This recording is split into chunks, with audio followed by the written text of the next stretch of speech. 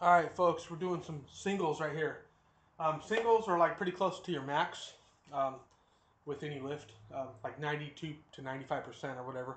The idea behind heavy singles, whether it be your bench or your overhead press, which is what we're doing tonight, overhead press, or benches or squats or deadlifts. The idea is to get heavy singles in all of your lifts at least once a week. Uh,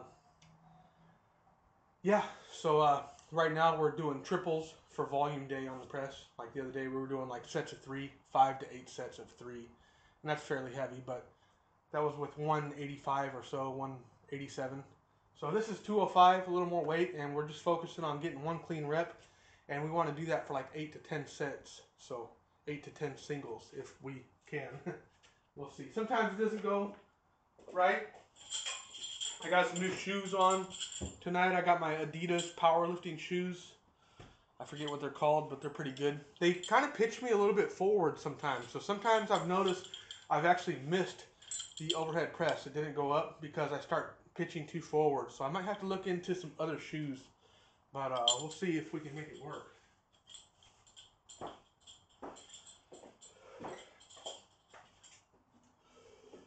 Get your belt on.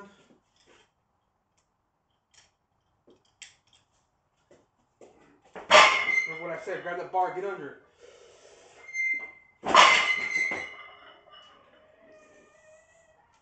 Lock it out at top. Don't forget to lock it out.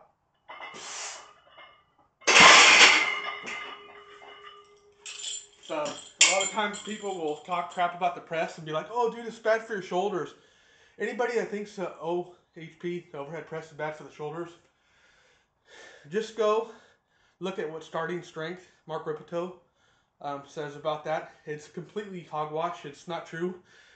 Um, any exercise is bad if you do it wrong, and so don't do it wrong. Go learn from Mark Ripito, and I'll even show you guys. But he's the best. Get starting strength book. And when you come to the top, the idea is that you lock out the shoulders, and that creates the scapula to do its, what it's supposed to. I don't know the terminology like I should, but yeah, that's one of the things we do to keep the shoulders safe is when we're at the top, we remember to shrug up. I forget sometimes, especially when I'm doing rep work. It's easier to remember when you're only doing one rep. But yeah, but overall, the overhead press is great for your shoulders and everything. Like the idea that the OHP, like honestly, I don't know where all this nonsense comes from. Like I really believe the people that say that type of stuff have never pressed. I think that most people that say that are young kids that are obsessed with getting a big bench, and they just lack this exercise because it's hard and because it's one of those exercises where you are going to be having to humble yourself. Your overhead press isn't probably going to be close to what your bench is, at least for a while, unless you specialize in the exercise, and then it might be actually stronger than your bench. I've seen that as well. That's kind of rare. But most people, that bench like even 250, 300, 315 or whatever that are pretty strong, decently strong in a commercial gym, a guy that benches 300 pounds, that's kind of an anomaly nowadays in a commercial gym. That same guy that benches 300, 315 has trouble, pressing 150 or even 135, one plate for a couple reps. And it's a humbling exercise, the press is. And I just want to, with this channel, like, um, give some knowledge, some wisdom, and things that I've learned. And the one thing I've learned is like, whenever I started pressing like a few days a week, the physique totally changed. The shoulders got rounder. It hits all the three parts of your shoulders. The upper chest was lacking, and that came up. And my abs got stronger, and I just started looking overall thicker in the upper body. While before I was only pretty much focusing on bench. But then I like dialed the bench back down a little bit, benching once a week, twice a week, most. And then pressing overhead 3 to 4 times a week consistently for a year. And the funny thing is not only did my physique change, but when I went back to my flat bench, like the numbers went up. Like when I first started pressing, my bench was kind of stuck at like 250, 260 somewhere for a single rep. It wasn't. I have these long monkey arms, so I've always had trouble with the bench.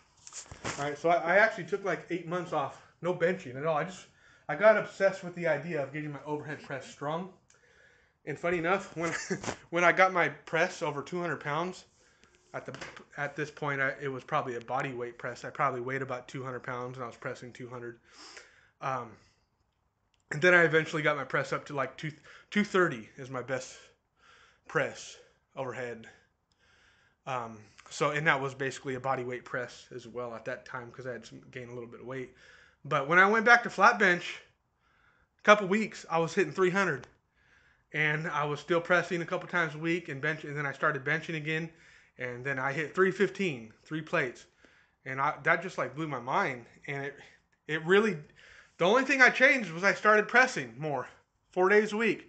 It helps so much to get your bench up. And so not only does it help your physique, and then a week after that, a couple weeks after, 325 on the bench and so on. And that's actually my kind of where my best bench is 325. And so I got to get back to that and surpass that even, which we're going to do here, Lord willing. But yeah, I didn't change my diet or anything. I didn't start eating like more than I already was. I was just kind of not paying attention to living life as normal. And I just started pressing. And yeah, so basically, in short, the overhead press, it is a great bang for your buck, if you will. It helps your bench. If you want a big bench and you're not pressing, you're messing up. But it doesn't work the other way. Funny enough, like you can bench a lot and not press anything because the overhead press, as many have noted, is very technical and it requires a lot of practice and skill in getting that bar path just right. So it's kind of unfair. Like if you want a big bench, you got to press, but it doesn't work the other way around. So if I had to like give you all any tips, like what should you do on your upper body lifts? Definitely like incline bench, flat bench is good. A couple times a week, as an intermediate or whatever. But if you're not pressing right now, like start getting your overhead press up. I would recommend you all do starting strength method. The starting strength, they call it the NLP. NLP. It stands for novice linear progression. Now, a lot of people heard that word, novice, and I heard it before too when I got the book. And I said to myself, wait a minute, I'm not a novice, I'm an athlete. And you just got to like humble yourself with this because even NFL players and stuff can benefit from an NLP, novice linear progression. All it is running you through the main lifts for like three sets of 5. That's all it is. And the idea is to ramp yourself up, ramp your weights up, get as strong as you can at that 3x5. Eat enough and rest enough and all that stuff. And the press and the bench, it's like an A/B split they call it. So one day you'll work out like Monday, Wednesday. I'm trying to remember how it goes. You'll work out Monday, Wednesday, Friday, right? 3 days a week. You'll take the weekends off. And so Monday, the first day, you'll come in and you'll start on whatever bench or press. So you'll start on the press. You'll do 3 sets of 5 at say whatever 150. 3 sets of 5 on the overhead press. And then you'll squat. You'll do 3 sets of 5, right? And then you might do some chin-ups or something. And then you might do on that day 1 set of 5 on the deadlifts. And then Wednesday, you rest Tuesday. You come in Wednesday, a day later. And then now the press and the bench are alternating throughout the week. So you started on the press, but now it's Wednesday. Now you're going to bench. You're going to bench 3 sets of 5. You're going to squat 3 sets of 5, and so on. And so the idea is the bench and the press, they alternate, but you're going to squat 3 days a week. That doesn't change. And on these lifts, all of the lifts, you're going to try to add 5 pounds. On the deadlift, you might add 10 pounds a week or even 20 until you can't do that no more. You add 5 pounds. And eventually on the bench and the press, you won't be able to add 5 pounds either. But you should be able to add 5 pounds, they say 5 to 6, 8 months on the novice linear progression. The reason why it doesn't work that long for some people is, and I ran into this problem, is because they don't eat enough. They want to do what I'm doing now, trying to get lean. And those things don't mix with this program. This program is meant for the novice, the untrained trainee that really is like either hasn't trained in years or they've never trained. That's what this program is meant for. 90% of the population, right? It works great. And it even works great for athletes like me that have trained before and are a little bit, you know, out of shape. You just hop back on this program for a few weeks, months, ramp your numbers back up, and then you can switch your program. But too many people try to switch the program prematurely before they should, and they just leave a lot of numbers on the bar. They get to like a 200 bench or whatever, and they weigh 200 pounds, and they think that they're plateaued. And if you actually went to their diet and their nutrition, like they're not eating enough protein, first of all, they're not eating enough calories. They're messing it up. And so I recommend go follow Starting Strength for sure. Mark Rippetoe is kind of a character. He's a Texan. He's a Texas boy, right? But he'll steer you right. You know, he'll let you know what you need to do. And a lot of times people don't want to know what they need to do, but he'll tell you. You know, but will you listen? Are you going to listen? That's the thing. And what I'm telling you to do is good advice too. I'm steering you to people that have been doing this crap 40 years. And if you want to get strong and you want to quit messing around and you're just a beginner, you know, and you're healthy body weight and stuff, you don't need to worry about body fat right now. Right? Especially if you're a 16-year-old kid or whatever that's been lifting 6 months. You think you're plateaued. You're not. Trust me. You're still young. You're growing. All right? You got all the hormonal, everything's working for you right now. So take advantage of that. Get into the gym and figure out what the hell you're doing. Learn from these guys that know what they're doing. And eat enough. There's the thing. You got to eat enough. A lot of times. You know, if you're 16 years old, 18 years old, 180 pounds, you wonder why you can't gain weight. You know, drink a gallon of milk a day. You know, for the people that are really underweight, it sounds crazy. People won't do this, though. They won't eat enough, and they can't get recovered. And that's why you see a lot of steroid use nowadays with people doing all this tren and all this stuff that I don't even know what they got nowadays. That, you know, I've never been into any of that. I just been into like It's more interesting to me to see what you could do with your own body, you know, your own God-given body and food. And you know, it's not even about the number. It's like, I want to see like, what can I do naturally? That's way more intriguing to me. I don't know why everybody is so into that weird stuff, but yeah, Starting Strength, Novice Linear Progression. Go buy the blue book and go hit up them SSC, Starting Strength Coaches on Instagram. They're very helpful. Even if they're not coaching you, they will. If you like, hit them up, ask them a question through IG. They'll definitely help you out and help you get going with that. But the book is very self-explanatory. You actually got to read it though. So yeah, let's do another single. This video is kind of going on a little long, but it's whatever. Got the black coffee right here. No cream, no sugar. I'm trying to hit like 2,400 calories a day. I'm not getting that much steps in or anything. I'm just kind of at home lately. So I'm in a deficit, but I really don't know where I'm at. I might be a little over or under, but I'm not tripping on it. It's, you know, it's whatever. That's another thing too with the diet and all this stuff. Like when you're first making a big change, like for me, like getting back into this, like the deficit, and a lot of people are so stressed out about this shit, and they want to be so perfect all the time. It's like, dude, chill. Like, take your time, get like relax. That's why people fall off. They get frustrated with it. And it's like, just like relax. You know what I mean? Don't get so weird. Like, give yourself a little time, like a week or two, to like, you know, you might mess up a day here or there, but then it's good. It's all good. Then we're just gonna go to the next day and see what we're gonna do there. You know what I mean? And a lot of people just like, they'll mess up. They'll do good 3 days. They'll mess up on Thursday, and then they're like, oh well, I messed up Thursday. I'm just gonna let the whole weekend go to shit. I'm gonna drink a 12-pack. I'm gonna eat a whole pizza. I'm gonna just go for it. And I'm like, you're never gonna lose any weight like that, and you're never gonna adhere to any structural program like that. You're just like setting yourself up. You're basically setting yourself up to show you that this stuff is hard work, And it's not. You just have to have a little discipline, and you have to like take it a day at a time. And yeah, that's the best advice for that. As far as you know, I've cut down like several times. I've done all this stuff for years since I was 16. And doing MMA and cutting down for weight and all that stuff and getting stronger. Dieting. Um, yeah. So let me get to it. Otherwise, we're gonna be BSing all night. All right, that first single was heavy, but I feel like I'm a little warmed up.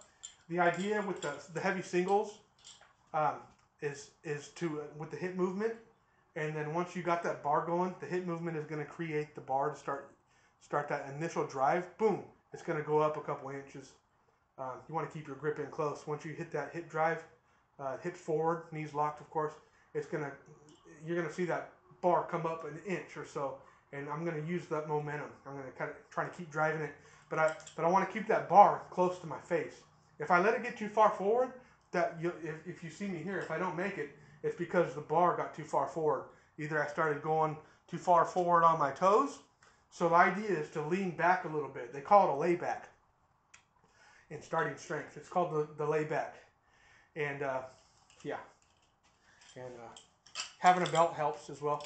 Before you take your bar out, you want to take a big breath, and when you get under that bar, you want to grab it like you're really doing something. You don't want to just go casually under. Grab that damn thing, take your breath, and get under it quick. Don't take too much time with the press.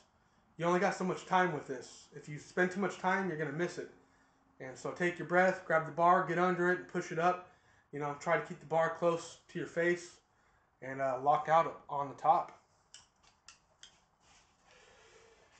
Feet are going to be about shoulder width, maybe a little wider, with your toes out at 30%. So if your feet are shoulder width, here we're shoulder width, just take your feet out just a little bit. Take your toes out a little bit, 30 degrees or so.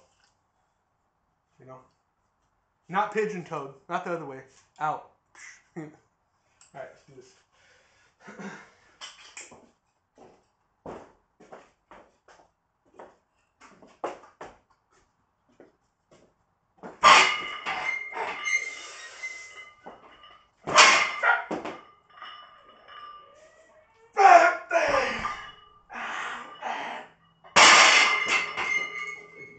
All right. So yeah, that thing flew up pretty good. I'm detrained, you guys. So like my best press is 230, and that was when I was eating good, sleeping good, probably eating 4,000 calories a day. My workload was much higher. I was training a lot more. I'm barely just getting back into it, and I'm already back to hitting 205 pounds for singles, y'all. So that's pretty. I didn't expect that today. I didn't know if that was going to go up or not, but I think I could do a few more singles.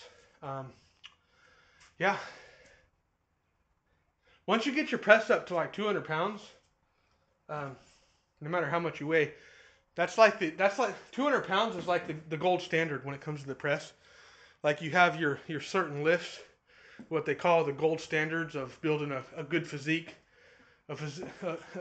Pretty much everybody in the fitness industry, has an idea about lifts and the certain lifts, the certain numbers you should be able to hit to where it looks like you actually lift and you're strong and all that. And so it starts out with the 200-pound press, 300-pound bench, 405-pound squat, and a 500 deadlift. So 200, 300, 405, 5. And then, you got your chin-ups in there. If you're leaner, you're going to be really good at weighted chin-ups. But those are like the 4 lifts that if you get to a 200-pound press, overhead press like I'm doing, 205, 300-pound bench, 400-pound squat, or 405, 4 plates on each side is 405, and then a 500-pound deadlift.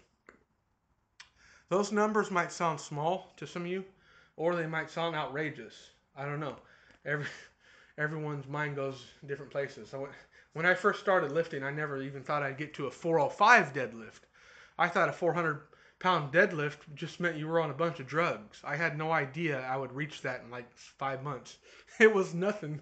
You got to start training and that was on the starting strength program. You know, you start actually eating enough, and you know that's what I wasn't doing. That's why I wasn't strong, because I was like trying to do their program, and at the same time eat 2,000 calories a day as a male. You know what I mean? And trying to be 10% body fat and have abs and bench 300 like this. That just doesn't work. You know, you got to you have to for a while take a little bit of time and be like, you know what? Maybe I'm not going to be shredded right now for a few months or even a few years.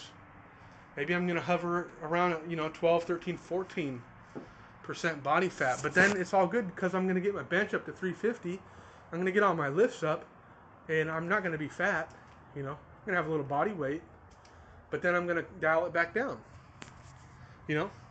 And even when you dial it back down, you'll lose a little strength, but then once you get down to your lean body weight, again, you're going to have that rebound effect that always happens when you come off a deficit. Your lifts always go down usually when you're losing weight, but then when you start eating at maintenance again, your new maintenance, so say you're like 220, you get down to like 180, your lift's going to go down a little bit, yeah, but then when you start eating enough at 180, your new body weight, and you're not trying to cut no more, all of a sudden you notice those lifts come back up. And sometimes they even reach the same status to where they were before you started losing weight, or even surpass your old lifts on certain lifts, especially the press. Usually the one that suffer the most is the bench press, unfortunately. The bench press has a lot to do with your body weight because it has a lot to do with the structure of the lift.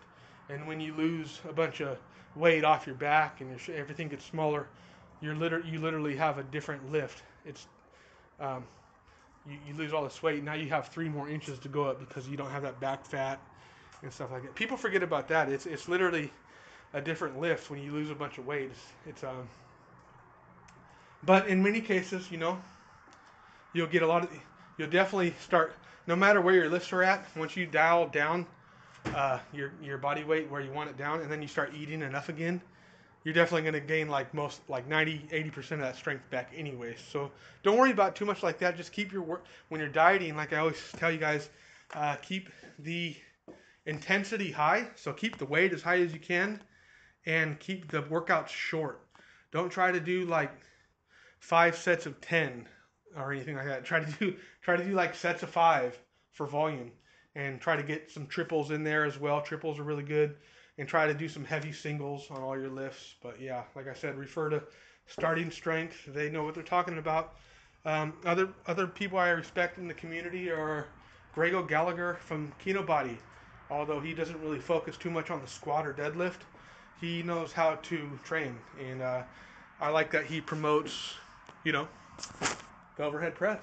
And he's got a really strong overhead press. He was at a body weight of like 180, 175 while pressing 225, 2 plates overhead, which is a strict press, by the way. And so he was pressing like 50 pounds over his body weight. Super impressive. That's elite strength standards for that lift. And that's one of the reasons he looks the way he does. It's because he's really lean, right? Like 8% body fat, but he's really strong on those key upper lifts. And so it creates that proportions that most people kind of find ideal. Although I think everybody needs to squat and deadlift. Deadlift does a lot for your physique and your overall body. It helps everything, but that's neither here nor there. But yeah, get really lean, get really strong on these lifts.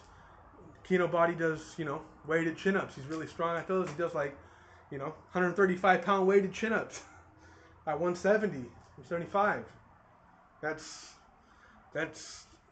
when you have, if you only did 2 lifts, your physique would be pretty crazy, honestly, if you had that pull-up strength combined with the overhead press, while being super lean. Like that's going to create that look that everybody wants. It's not magic. It just, It takes time to dial in your calories, and it takes time, and it's a day by day thing. And don't get frustrated. And yeah, we'll talk about it more. Hopefully, y'all start commenting and all that stuff. And I'm not even sure if I've been uploading these videos. I can't remember. So hopefully, this one gets uploaded. Bye.